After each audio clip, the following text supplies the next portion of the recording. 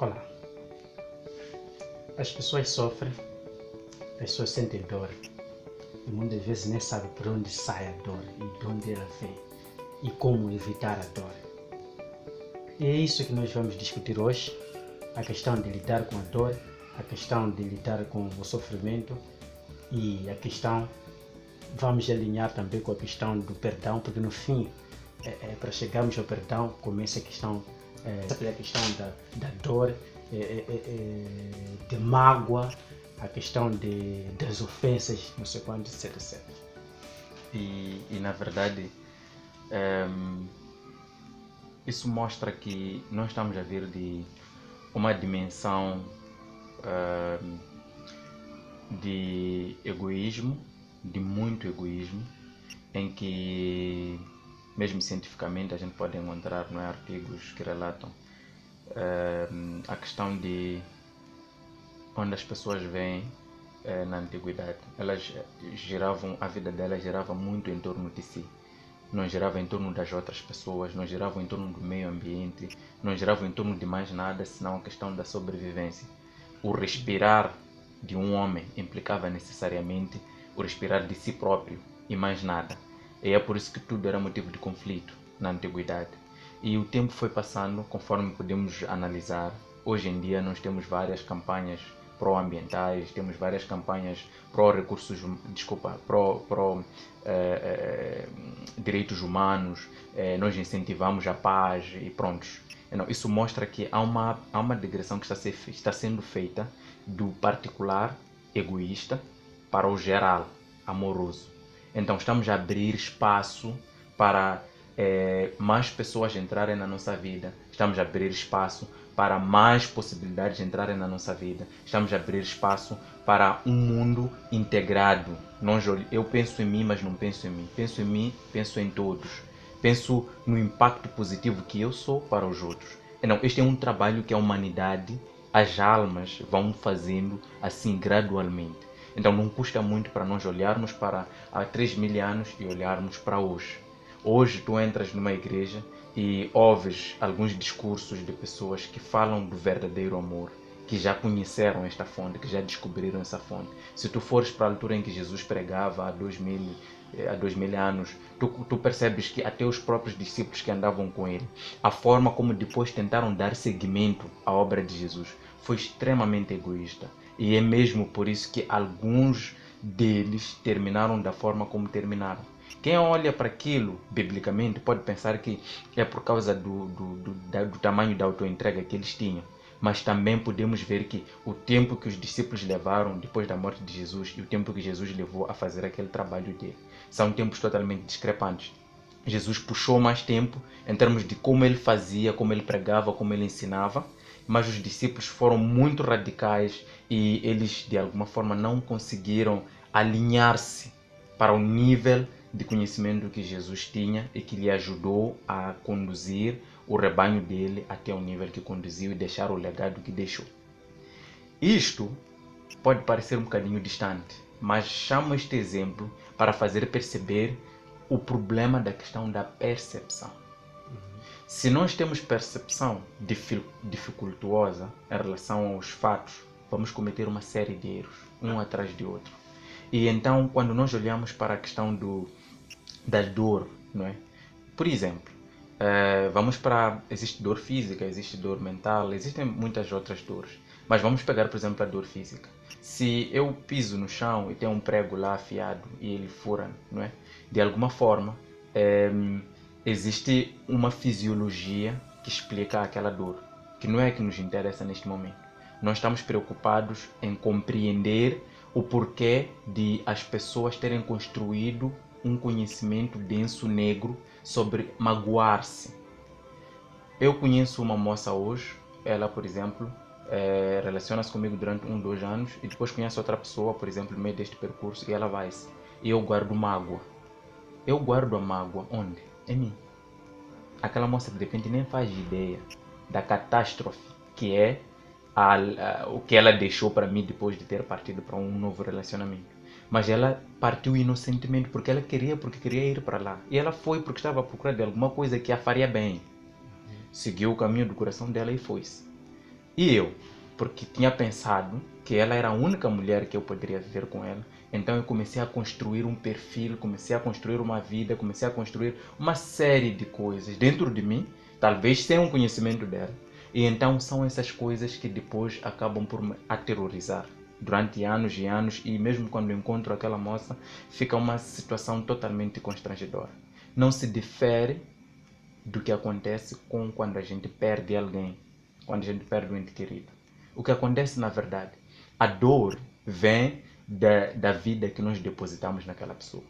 Por exemplo, se é uma pessoa que andava muito conosco, é uma pessoa que a gente admirava, se é uma pessoa que a gente passou os melhores momentos da nossa vida com ela. Na verdade, quando nós vamos à campa daquela pessoa e colocamos-nos a lacrimejar, não estamos a lacrimejar aquela pessoa, estamos a lacrimejar a vida que aquela pessoa significou para nós, que não podemos ter ela de volta naquele instante, naquela intensidade que aquela pessoa significava para nós. Mas, se um ente querido vai-se e nós olhamos para ele como uma energia que fez bem, trouxe vida, alegrou-nos, e a pessoa parte e nós continuamos a captar esta energia, a captar este código, mesmo na ausência física daquela pessoa, nós simplesmente vamos e depositamos aquela pessoa lá, e quando nós lembramos dela é um sorriso que vem e não uma lágrima de dor. Então, este trabalho de desconstrução destes pensamentos que eram egoístas, não é? Porque para eu sentir dor por perder alguém, é preciso que seja um amor egoísta.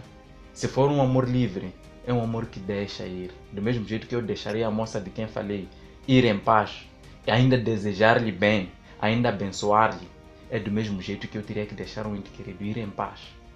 Muitas vezes, religiosamente, nós dizemos, vai em paz, vai em paz. Nós deixamos que a pessoa vá em paz, mas nós não ficamos em paz. Então é um trabalho extremamente de ignorância que nós fazemos quando lidamos com a perda, quando lidamos com as feridas, quando lidamos com os males que as pessoas que lidaram conosco nas nossas vidas nos trouxeram. Vamos lá só mencionar o exemplo da questão da cicatrização. Uma cicatriz, depois de... Primeiro nós temos o ferimento e tudo, sangrou, doeu e pronto. Depois cicatrizou. E a cicatriz fica ali. Aquela cicatriz, na verdade, ela deixou de doer fisicamente, mas pode continuar a doer emocionalmente. No sentido de nós olhamos para a cicatriz e nós ainda vemos sangue nela. Por outro lado, poderíamos olhar para a cicatriz e abraçar a lição que ficou ali e usarmos essa lição para o nosso futuro. Quando nós olhamos com olhos positivos, quando olhamos com olhos de esperança, quando olhamos com olhos de cura, aquela cicatriz deixa de significar o problema de ontem. Passa a significar a oportunidade que aquela cicatriz abriu. Tem muitas pessoas que a gente conhece que passou por situações tristes e horríveis e ficaram cicatrizes nelas. Aquelas cicatrizes, para algumas delas, foram a melhor janela para a oportunidade da vida delas. E hoje estão onde estão graças, podemos assim considerar, àquela cicatriz. Portanto, quando nós transformamos a forma de ver, quando nós transformamos a nossa percepção, automaticamente nós estamos a redefinir a perspectiva futura.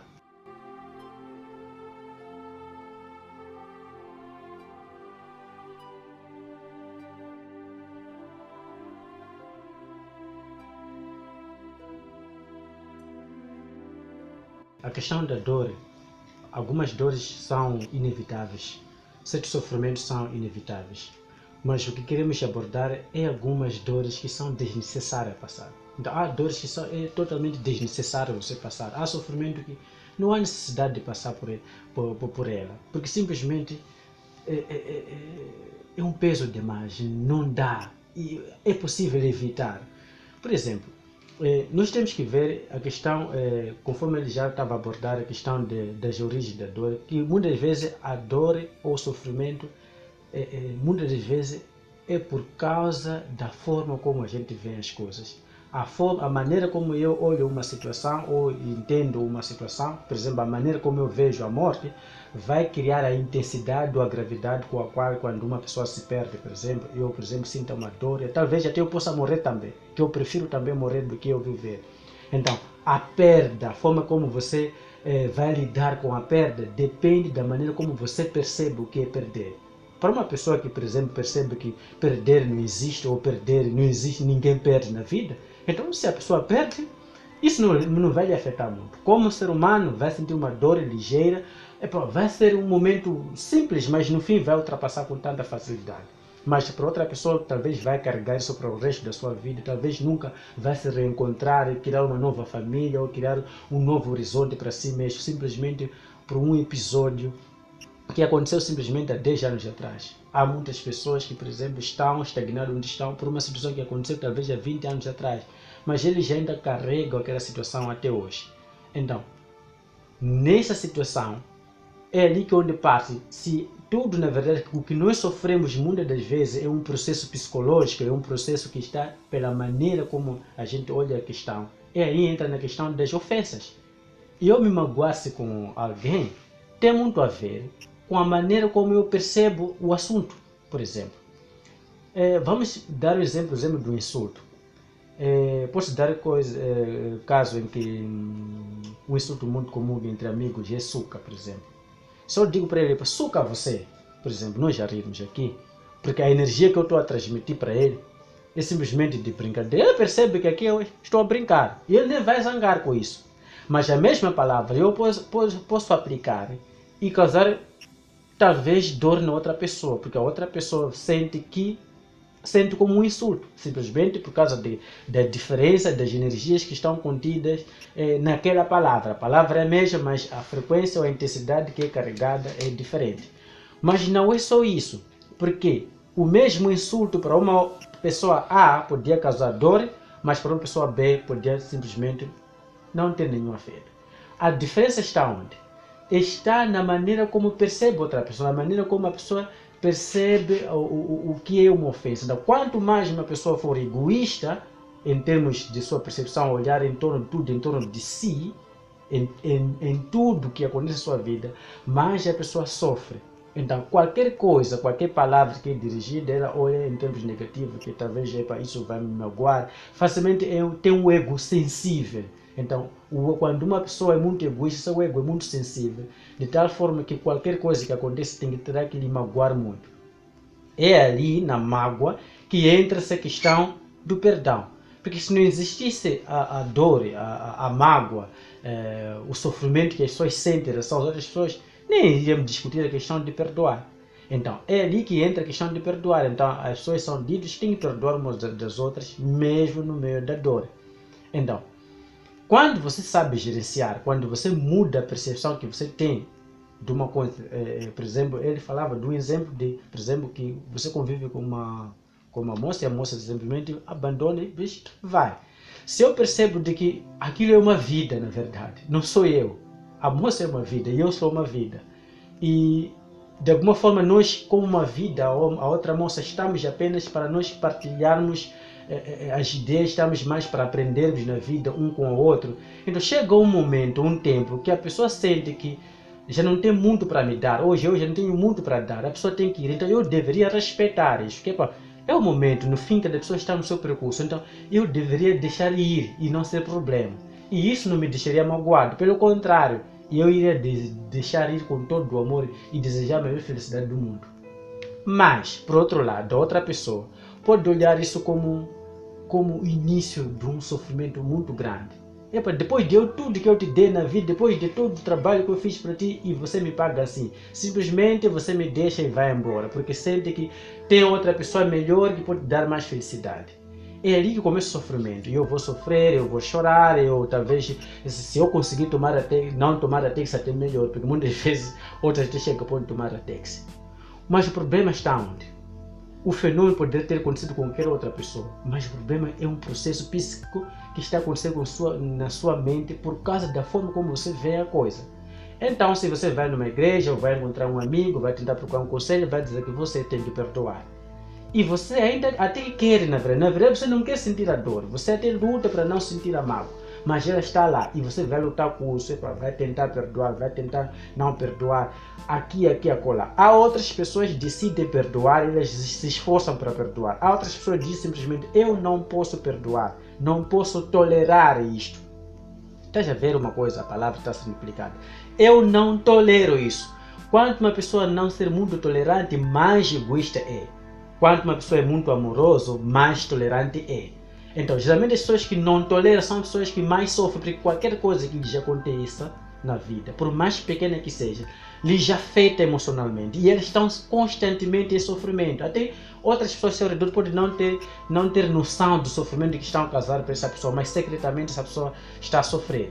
Então, significa a maneira de você lidar, se você consegue trabalhar em termos de sua forma de perceber, de saber que não existe perda, de saber que qualquer pessoa, o meu amigo pode ir embora, o meu amigo pode fazer a coisa que ele deseja, porque na verdade o meu amigo pode fazer o que ele quiser, mas independentemente do que faça meu amigo, e isso não entra na minha vida, então é ali que se acontecer alguma coisa, eu nem preciso perdoar, porque para que perdoar se não sinto, porque só há perdão se eu sinto que fui ofendido, se eu sinto que fui magoado.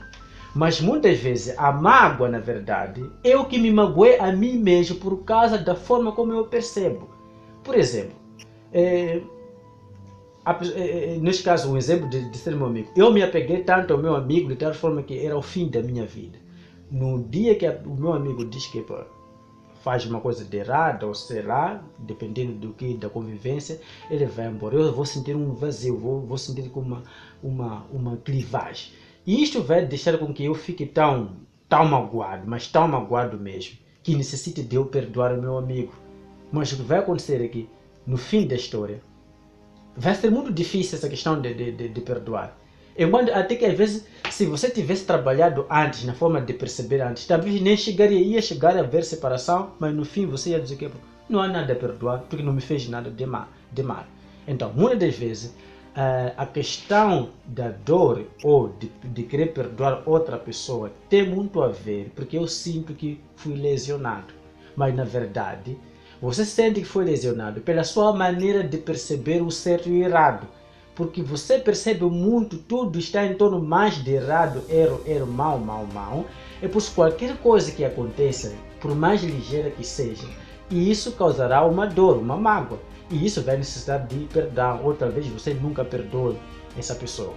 Então, nós precisamos chegar num nível em que as pessoas fazem o que fazem, as pessoas falam o que falam, e nós sintamos necessidade de que não há nada a perdoar porque elas não fizeram nenhum mal. Ou aquele nível estou me lembrando, nível de Jesus estando na cruz na última hora e diz: Pai, perdoa-lhes porque eles não sabem o que fazem. Na verdade, esse é o nível de que não há, na verdade, necessidade de perdoar, porque na verdade não fizeram mal nenhum, não fizeram nada de errado.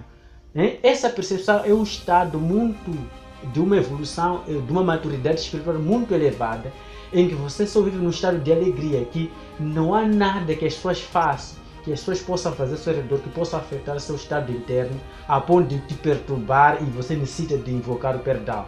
Na verdade, você vive num estado de perdão automática.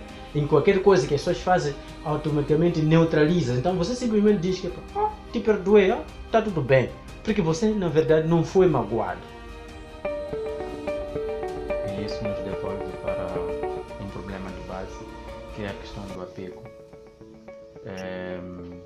E o apego, por sua vez, nos leva à lei-mãe do ego, que é a ligação e rejeição.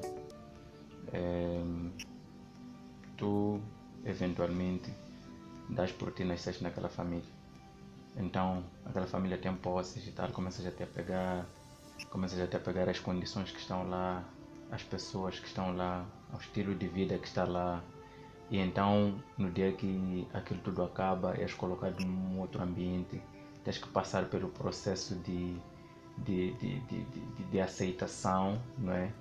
E desta nova situação, de não posses, de fome, de passar pelo ridículo, podemos assim considerar. E então, nós começamos a perceber que o problema que tem que ser trabalhado de base é o problema da instrução de como é que deves te ligar e como é que deves rejeitar, até amadureceres esses dois impulsos de tal forma que já não ligues e não rejeites mais. Tu simplesmente consideras que tudo é vida, porque no momento em que tu consideras que tudo é vida, tu já não te ligas, não colas as coisas, tu não te apegas às coisas. O apego para ti começa a ser uma situação em que já não te afeta por dentro. Qualquer pessoa que aparece na tua vida é bem-vinda, qualquer pessoa que sai é bem-vinda, qualquer pessoa que vive é bem-vinda, qualquer pessoa que mora é bem-vinda. E esse é um estado de consciência que, no mínimo, a questão das expectativas já deverá ter sido superada. Porque nós, muitas vezes, os nossos amigos, nós temos expectativas com eles. Os nossos pais, temos expectativas com eles. Os nossos cônjuges, temos expectativas com eles. O mundo, temos expectativas com ele. A vida, temos expectativa com ela. Quer dizer, tudo para nós deve significar um ganho. E esse é um estado muito, mas muito difícil. Tomando em consideração que situações horríveis vão acontecer. Situações difíceis, complicadas vão acontecer. Então, se tu estás muito ligado e de repente há uma necessidade de desfazer-te daquilo, e tu estás tão apegado àquela coisa, estás tão apegado àquela pessoa, estás tão apegado àquele emprego, estás tão apegado àquele carro, estás tão apegado àquela casa, àquela pessoa, então como é que vais lidar com a questão de desfazer-te daquilo? Isso mostra que tu estás num estado de suprema ignorância em relação ao processo natural de cadência dos fenômenos. Como é que tu dás toda a tua energia para apegar-te a uma coisa que hoje tens e amanhã podes não ter? Hoje nasceste numa casa, numa família. Amanhã aquela casa, aquela família pode não estar ali. Então, se tua vida toda presume-se nisso, naturalmente espera-se que no dia que aquele bem já não esteja ali, tu vais sofrer uma catástrofe. Vais ficar doente, vais ficar desesperado, vais ficar frustrado. E então este conceito do desapego é o conceito que nós precisamos trabalhá-lo de tal forma que nós amemos tudo como vida. Porque tudo é vida. Tu não deves fechar, não deverias, não é? Fechar os olhos e dizer, eu quero que coisas boas me aconteçam. Não, eu quero que a vida aconteça. Porque aquilo que eu não quero que aconteça hoje, há de acontecer amanhã, que é para eu poder perceber. Porque eu tenho que compreender para transcender. Porque eu sou um ser evolutivo. Então, se eu não quero que aconteça hoje, tudo bem. Vamos adiar. Mas depois há de acontecer. E muitas vezes acontece da forma mais difícil. Então nós guardamos essas mágoas, guardamos essas tristezas, guardamos esses medos, simplesmente por causa da forma como nós não compreendemos os processos que estão por detrás. Não é à toa que as coisas que mais tememos são as que mais facilmente acontecem. Porque nós somos feitos para ser livres, mas livres de tudo. Livres dos medos, livres das dúvidas, livres de qualquer que seja a coisa, seja ela boa, seja ela má. Nós temos que ser livres. As coisas que mais nos fazem bem, temos que ter a capacidade de desfazermos-nos dela. E é este o problema do comodismo. Quando eu conheço uma pessoa incrível, quando eu conheço uma situação incrível, quando eu conheço um emprego incrível, quando eu apanho uma casa, um carro incrível, nós paramos, desligamos a ficha e pensamos que a vida é apenas aquilo. E do nada, um vendaval descobre a casa, estamos ao relento. Por quê? Porque há um trabalho que não tinha sido feito. Nós passamos por várias e várias situações na nossa vida que no final das contas nós achamos que já tínhamos superado anteriormente, mas não. Nós trabalhamos até um ponto, por exemplo, um jovem muito religioso, muito dedicado, pronto. Ele trabalha, faz duro, depois apanha um bom emprego, recebe bem, tem uma boa condição financeira e pronto, tem uma casa boa, família boa. E depois ele deixou muitos problemas emocionais. Ele trabalhou apenas a parte do corpo, conseguiu trabalhar a parte do corpo, tem condições físicas, materiais boas, adequadas. E depois, por ironia de destino, para quem diga, mas para mim é um processo natural, porque temos que passar por ele. Então, a qualquer momento, ele pode perder aquele emprego, pode perder aquilo, pode perder qualquer das coisas boas que ele acha que lutou para conseguir realizar, para começar a entrar num processo de trabalho emocional. Então, ele já tinha trabalhado o físico, conseguiu uma boa condição. Agora, está na situação em que a parte emocional não tinha sido trabalhada. Então, anulam, é como se anulassem todo o trabalho físico que ele fez para lhe submeter a uma nova panela de fogo. Ele entra no trabalho emocional e fica quase sem nada. E todo mundo fica pensando que é azar, é porque... Não, é porque aquele é um ser espiritual que se distraiu. Então ele entra no trabalho emocional, fica baralhado. Alguns até terminam ali, porque não conseguem transcender o trabalho emocional. Depois, alguns deles conseguem, transcendem o trabalho emocional, recuperam-se e então começam a perceber que nem o material, nem o emocional são tudo. Um complementar do outro, mas os dois em harmonia para frente. E é daí que ele é levado para o estado de energia. Quando ele chega no estado de energia, que no final das contas é a composição da parte corpórea, da parte mental e da parte emocional. Então, ele fica numa situação em que já começa a entender tudo já de forma energética. Quando ele entende tudo de forma energética, já não é um problema quando acontece uma situação boa ou má na parte mental, na parte corpórea ou corporal. Já não é um problema quando acontece uma situação na parte emocional. Já não é um problema quando acontece um problema ou uma coisa boa na parte mental, porque ele já harmonizou tudo em energia. Então, para ele já não tem bem e já não tem mal. Para esta pessoa em particular, já não estamos em condições de discutir perdão, ou mágoa, ou tristeza, ou o quê. Estamos numa situação em que ele já morreu.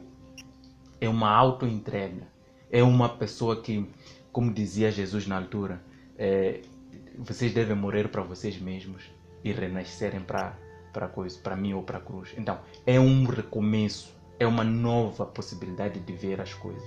Que simplesmente morrem as dores, morrem as tristezas e morrem tudo. Então, é ali onde nós nem precisaríamos discutir o perdão. Mas enquanto nós chegamos ali, vamos continuar a fazer esse trabalho de base. Porque nós não podemos da noite para o dia pensar que já estamos ali e já está tudo resolvido. Porque não é verdade. Mentimos para nós e automaticamente vamos pagar por isso, mas pagar de uma forma triste, dolorida. Porque você acha que já está num nível que não está. Então, é este trabalho de base que nós aconselhamos que deve ser feito. Deve ser feito por mim, deve ser feito por ti, deve ser feito por todos nós.